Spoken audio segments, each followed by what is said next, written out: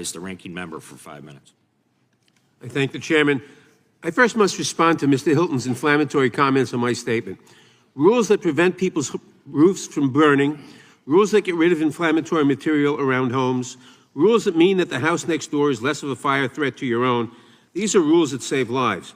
Blanket deregulation would heighten fire risk, not lower it. We have heard claims from Republicans, including President Trump, that the water systems in California were strained because of overregulation. But with the exception of one small reservoir that was down for scheduled maintenance, the reservoirs were full when the fire started. According to some estimates, when the Palisades fire started, there were 3 million gallons of water stored locally. But the demand to fight the fires was 4 times greater than the system had ever encountered. The widespread and simultaneous use of hydrants across the affected area did cause water pressure to drop, but as experts have explained, quote, hydrants are designed for fighting fires at 1 or 2 houses at a time, not hundreds. As one expert in the field observed, quote, we have really no lack of water. What we have is an infrastructure that is not made to fight cataclysmic fires, biblical-sized fires. Director Freefault, for these large-scale urban fires like ones in Eaton and Palisades, would you say that these are once-in-a-career fires? Thank you for the question. Initially, when I started, maybe.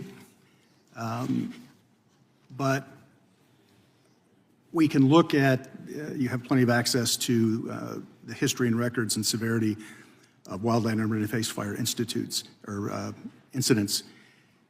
They're certainly on a rise.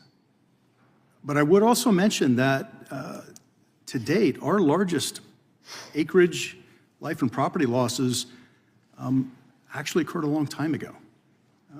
First one was, at least it was recorded in this way, 1871 in Peshtigo, Wisconsin. That was burned somewhere between 1.5 million to 2.4 million acres. Between 1,200 to 2,500 people were killed. It jumped Green Bay. 16 towns were burned in that process. Thank you. I have one other question. After large fires like these, we should be doing everything we can to help people in need, not pointing fingers and trying to blame elected leaders. You made a number of recommendations, but what would be most helpful to the people of California during this difficult time?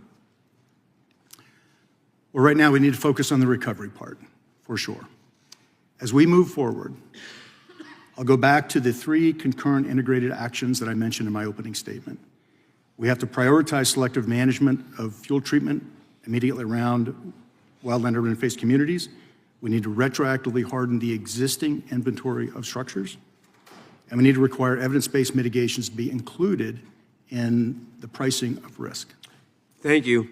I now yield the balance of my time to the gentleman from California, Mr. Liu, who can speak to the devastation and the need for disaster relief funds.